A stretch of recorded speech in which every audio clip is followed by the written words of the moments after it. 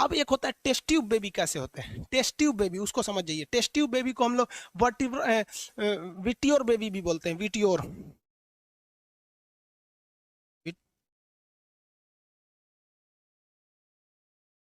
विट्योर ऐसे करके, स्पेलिंग ध्यान नहीं आ रहा है विट्योर बेबी का। टेस्ट ट्यूब बेबी उसको बोला जाता है, टेस्ट ट्यूब बेबी।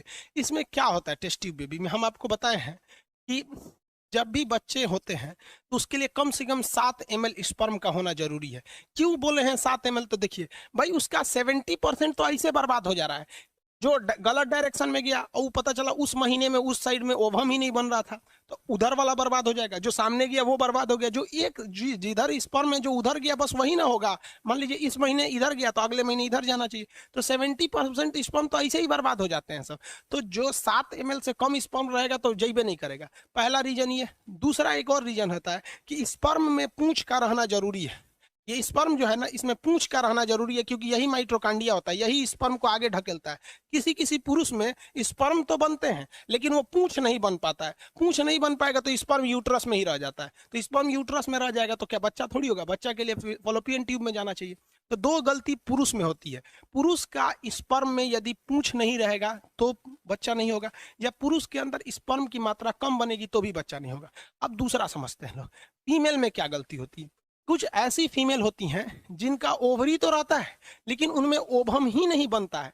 जब कभी ओभम नहीं बनेगा तो उसका मेंसुरेशन साइकिल, पीरियड्स नहीं आएंगे। अब पीरियड्स पे चर्चा करते हैं और ये भी बताएंगे आपको कि पीरियड मतलब कब स्पर्म, कब बच्चे नहीं जन्म ले सकते हैं। मतलब एक होता है ना कि सेफ पीरियड बोलते हैं, उस दौरान अगर स्पर्म आया भी तो बच्चे नहीं होंगे, वो आगे बताएंगे अभी।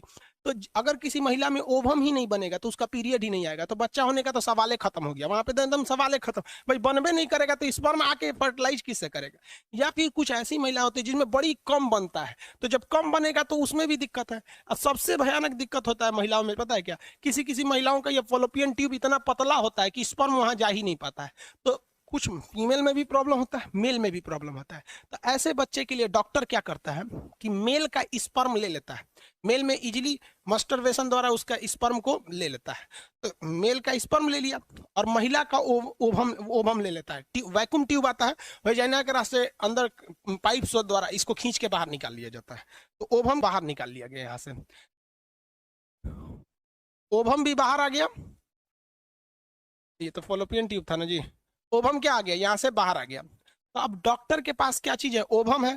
तो डॉक्टर क्या करेगा? एक टेस्ट ट्यूब में क्या रखेगा? ओवम रखेगा यहाँ पर। और डॉक्टर के पास क्या है? स्पर्म भी है। तो डॉक्टर क्या रखेगा? स्पर्म भी रखेगा यहाँ पर, स्पर्म। और इसको क्या करेगा? निषेचन करा देगा शरीर के बाहर। तो शरीर के बाहर क्या करेगा? निषेचन करा देगा। और जब निषेचन हो जाएगा तो अब तो ये निषेचन हो गया। और आप बताइए, निषेचन तो फॉलोपियन ट्यूब में होता है लेकिन बच्चा तो बड़ा होता है यूट्रस यानी गर्भाशय में। भाई ओभम बनता है ओवरी में। ओए तेरी का टच थोड़ा सा हो जाता है तब बीट जाता है। ओभम बनता है ओवरी में, निषेचन होता है फॉलोपियन ट्यूब में, लेकिन बचवा तो जन्म लेता है यूट्रस में। अब डॉक्टरवा क्या किया? ओभम निकाल लिया है बाहर, स्पर्म निकाल लिया है बाहर, और बाहर में क्या करा दिया? निषेचन करा दिया।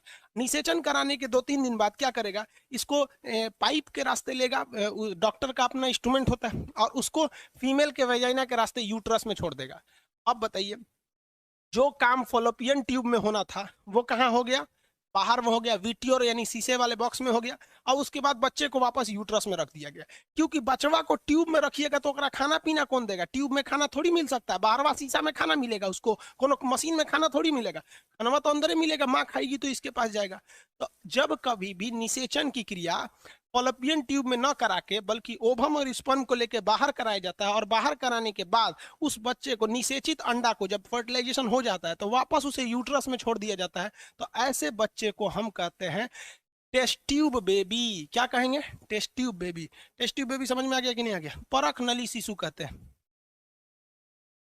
हो गया? कोई दिक्कत है जी? आगे बता, अभी पीरियड्स वाला आगे बताएंगे बबुआ। यहाँ पहले समझो ना, यहाँ पर टेस्ट ट्यूब बेबी से क्वेश्चन पूछना जो टेस्ट ट्यूब पढ़ा रहे हैं वहां पर। एक के 5 मिनट में हम सब सवाल ये नहीं दे देंगे, स्टेप बाय स्टेप है ना देंगे। तो ये हो गया टेस्ट ट्यूब बेबी। किसी को कोई दिक्कत नहीं है तो कहेगा परख नली शिशु किसे कहते हैं?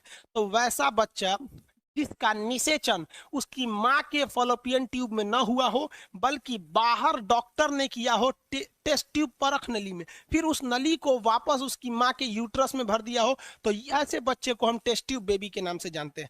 इंदिरा नामक की लड़की जो भारत में पहली टेस्ट ट्यूब बेबी थी, और वहाँ इंग्लैंड में एक तो जॉली नाम की लड़की थी, वो वहाँ की थी, और इंदिरा भारत की लड़की थी।